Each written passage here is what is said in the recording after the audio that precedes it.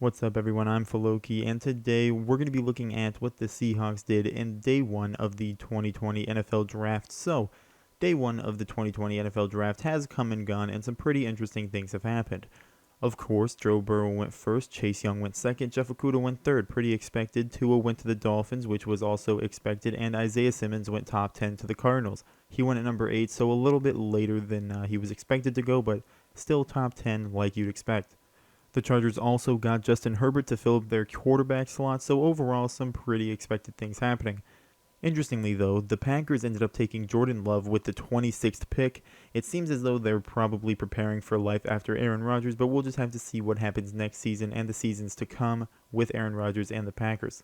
But the pick that I want to focus on today is Jordyn Brooks to the Seattle Seahawks at pick 27. So the first thing that I want to talk about when it comes to this pick is the spots that it could potentially fill. So KJ Wright and Bruce Irvin are getting pretty old, some of our bigger players at the linebacker slot, and the backups that we have are not spectacular.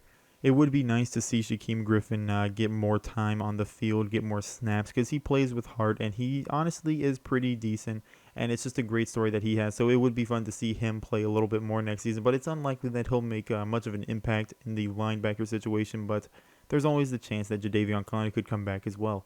So this seems like more of a safety pick for the Seattle Seahawks. They found the linebacker they liked the most, and they ended up taking him with their first round pick just to basically shore up their linebacker situation, which, honestly, not a bad decision. Alright, so just as a little overview of Jordyn Brooks, Jordyn Brooks was a 4-year starter at Texas Tech and showed himself to be a consistent tackler with very good run-stopping skills. His coverage seemed to be a little lackluster, but overall a pretty good prospect. He was projected to go later in the second round, but the Seahawks decided to take him earlier, so we'll basically just have to see how he plays to determine if that pick was worth it or not. So here to look at other options that may have been on the board, we're going to look at Patrick Queen versus Jordyn Brooks when it comes to their statistics and how they play. So the Ravens ended up taking Patrick Queen one pick after the Seahawks at pick 28. And it was kind of a consensus that Patrick Queen would have been a better pick for the Seahawks than Jordyn Brooks. But honestly, looking at the stats, it seems like Jordyn Brooks had the better stats, but obviously stats don't tell you everything. But looking at stats real quick, we're going to compare the 2019 seasons between Jordyn Brooks and Patrick Queen. Jordyn Brooks, as you can see here, ended up having 108 total tackles, 20 tackles for loss, 3 sacks, along with a forced fumble. And Patrick Queen in 2019 ended up having 85 total tackles, 37 solo tackles, 3 sacks, along with an interception. So overall, it seems as though Jordyn Brooks did have the better statistical year. However, Patrick Queen was only in his junior year and Jordyn Brooks was in his senior year. So overall, not too much to go by from the stats alone.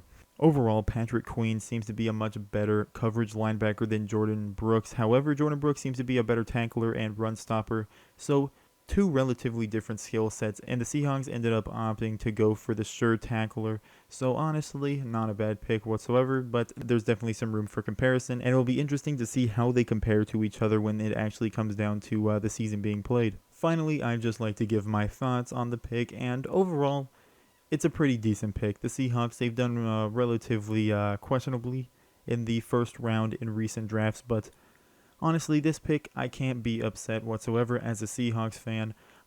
There was definitely a big problem when it came to the run and open field tackling, so going after someone who seems more consistent with tackling may just work out for us. Obviously, Patrick Queen has been basically a consensus better player when it comes to people talking about the draft, but overall, I think this pick could work out for the Seahawks, and Jordyn Brooks has actually been compared to Bobby Wagner quite a bit since the pick actually occurred. So honestly, if we could have anyone anywhere near the caliber that Bobby Wagner ended up becoming, that would be a great pick. And honestly, it'll be pretty interesting to see how much impact he will bring to the team come next season, or if he'll even be a starter.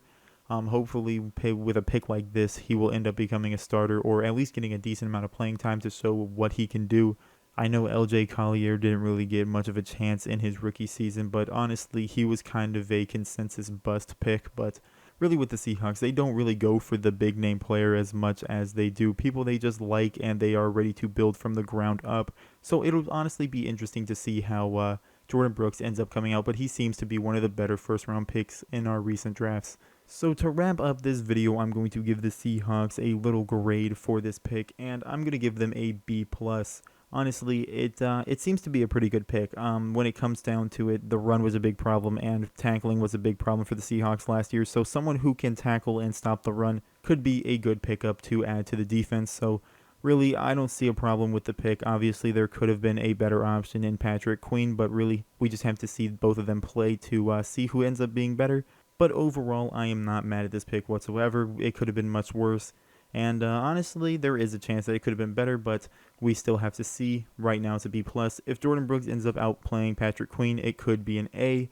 If Patrick Queen outplays Jordyn Brooks, it could go down to a B or a C. Who knows? Obviously, it's about how the players perform, not about the hype they have in the draft.